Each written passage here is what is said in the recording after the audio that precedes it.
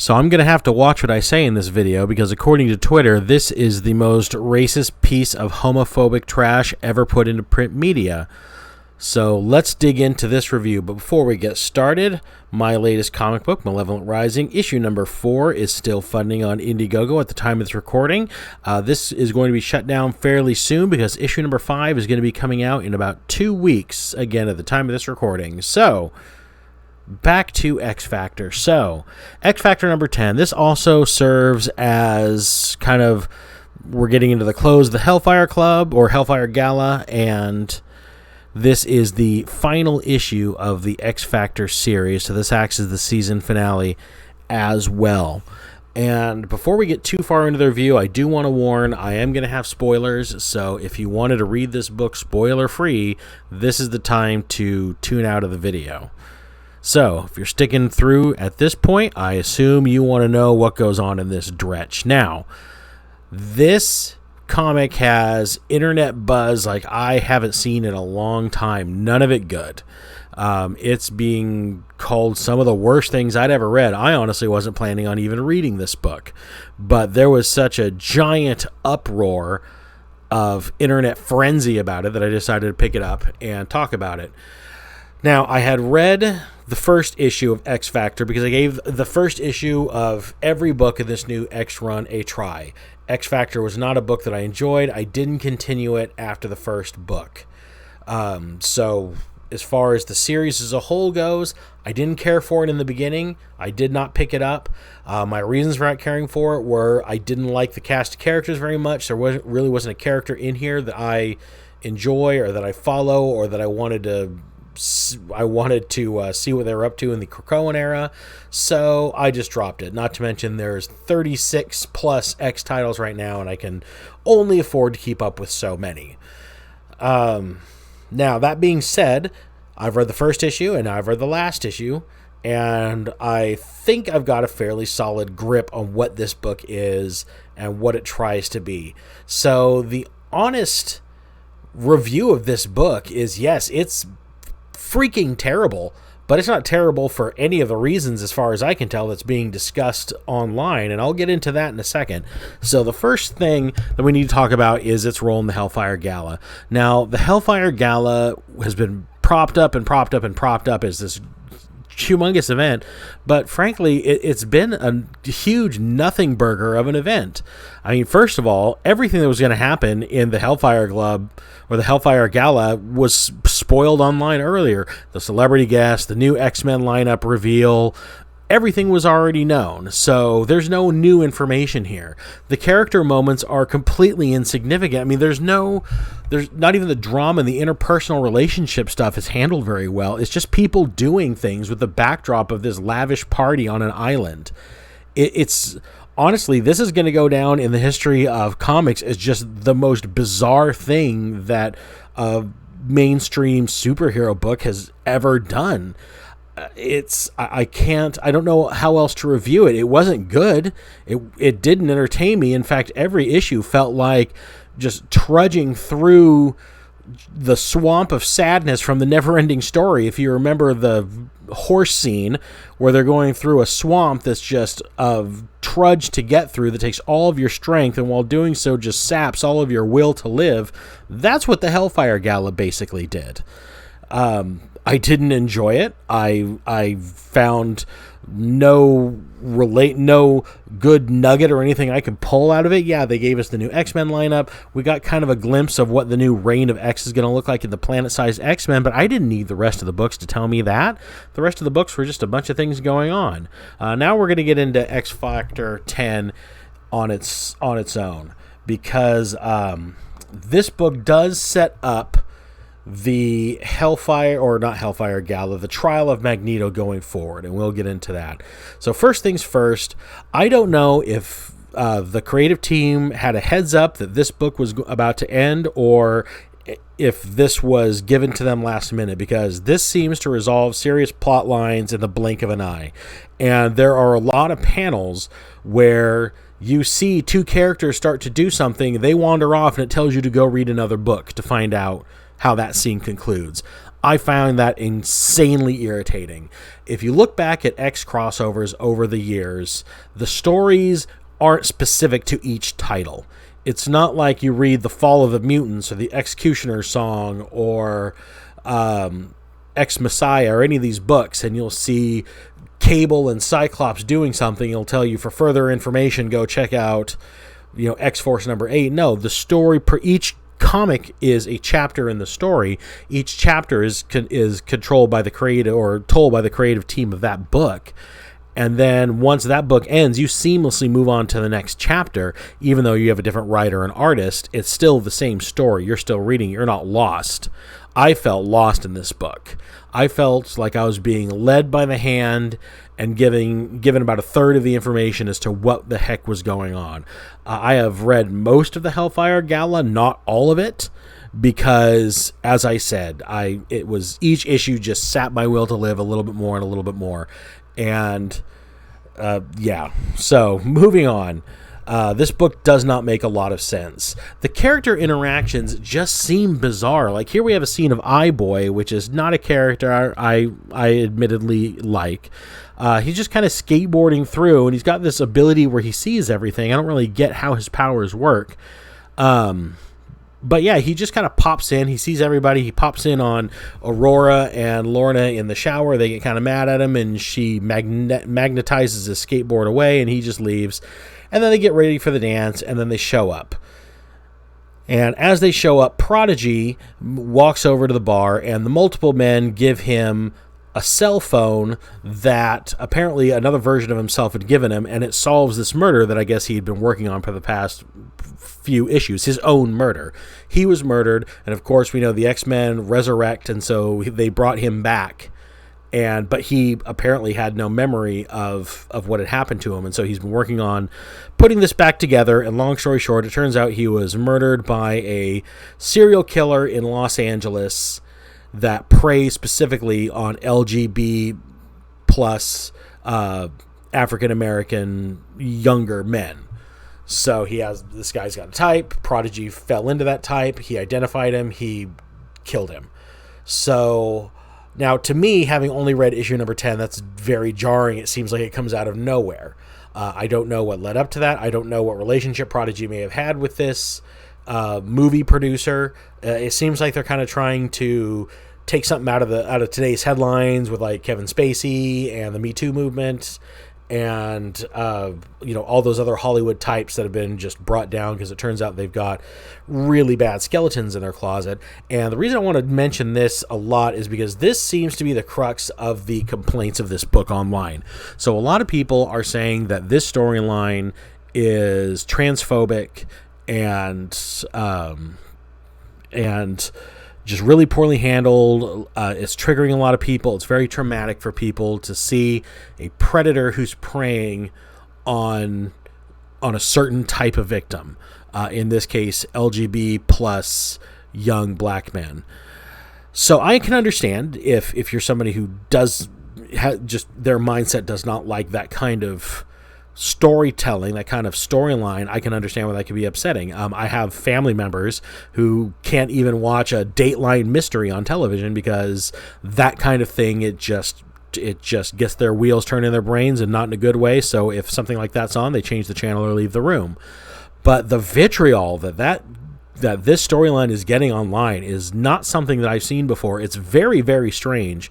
And the writer of the book is being called every type of phobe and ist in the book, which is odd because X Factor has been a very, very inclusive title as far as LGB plus, as far as trans, minority, all of it. This has been a very inclusive title, very, very friendly to that community. So I don't understand how this book can go to this book and Leah Williams can go from a champion of that cause all the way to the treatment that she's getting online. I just don't understand it.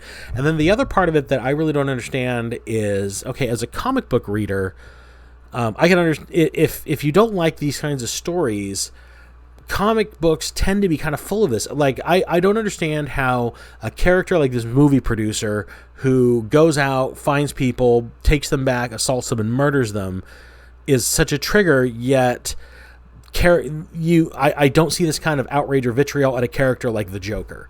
A character who has his own title, who is just as merciless, just as brutal. The only difference is he doesn't really have a victim type. He will pretty much go for anybody who is in his path or just in his crosshairs.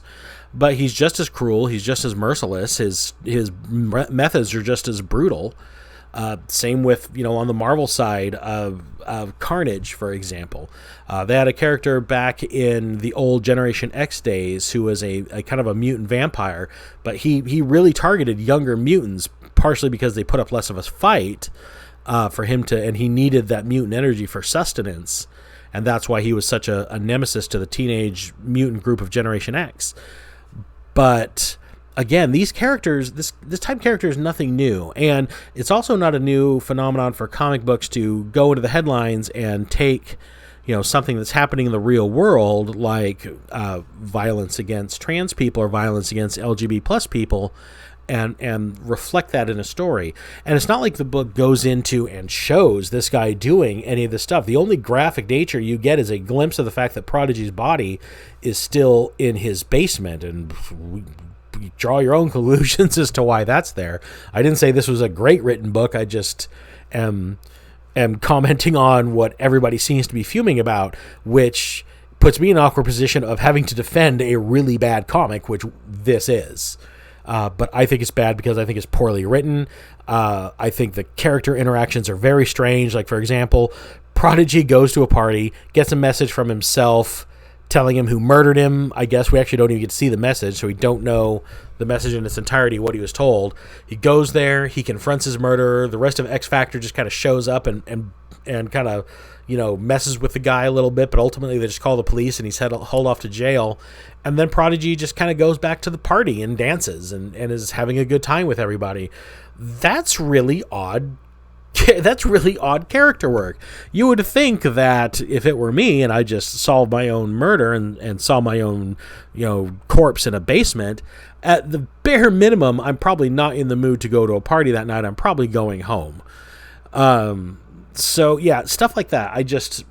To me, those are the things that take me out of the book. And it's hard to get immersed in a story when the characters are not acting like a human being, or in this case, a mutant, would act in my estimation of my life experience of knowing people. I just think that's odd. I did not like that. I didn't like, there's a scene in here that was very odd to me. And I'm going to try to avoid getting into copyright trouble and just find the pages in specific that I'm referring to so we can see what's going on. So there's this page where Aurora is confronting the murderer. So in this middle panel here, in this middle panel at the bottom, she's confronting the murderer. And she's basically telling him that they've called the police. He's going to jail. What happens to him after that is not their business, but she hopes the worst happens to him. And okay, I get that. And then she leaves, her and Dakin, who are a couple, and that interaction aroused the two of them. And so they're going to go off panel and just do it, I guess, which is really, again, this is an example of, this isn't generally how, people operate with each other. This is a traumatic experience. And the one thing that I maybe will give people credit, as far as the people who are really upset about the story, is that this doesn't seem to be handled with the intensity that the scene deserves. But I don't think that's so much of an insensitivity issue as maybe just a poorly written issue. This should have been, especially since this is a fairly tight-knit group. That's the impression that I got reading this comic, is they seem to have bonded fairly well. So confronting a person like this, I would think, would really shake this crew. I would think that all of them would be a bit disturbed leaving the scene. So, but again, that's just me. That's the kind of storytelling that would have, I think, been more intriguing. I would have liked to have maybe seen everybody's reaction to what had gone on, and maybe go into a bit more depth of how they feel about that and how it will affect them going forward. But it was just kind of, we go to a party. Hey, I found out who murdered me. We go confront the murderer. Well, we called the police. He's going to jail. Go team. Let's go party. Odd story. And then intermix that with just a lot of random panels of X characters who you may or may not know pop in, then walk off screen, and you get a little editor's note. Pick up another book if you want to see what happens here. Pick up another book if you want to see what happened to Shatterstar and Richter. Pick up another book if you want to see this conversation between Jubilee and whoever Jubilee is talking to, Kate Pride, I'm sorry.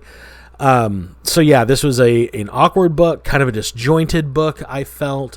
It goes from a really jovial mood to what I would think would be a very serious tone, but not really, and then just right back to party mode, and then it breaknecks in the last 2 pages to the lead in to the Trial of Magneto, which is they find a murdered character at the Hellfire Gala. It only took 14 books for something to happen, and here it is. So a guest has been killed, and I won't go into the spoiler of who it is, so that you can pick up if you want to skip this, go to the Trial of Magneto, find out who it was, even though I'm sure it's going to be all over the internet if you want to find it. Somebody prominent has been murdered. They bring in Wolverine, who's kind of the head of security for the Hellfire Gala. He kneels down. He kind of uses those senses of his, and he just looks back and says, "Where's Magneto?" So that's their suspect. And yeah, so that part, it at least made the last page, which had nothing to do with the rest of the story, just kind of made me raise an eyebrow, saying, oh, well, what's going to happen after this should be at least interesting to see.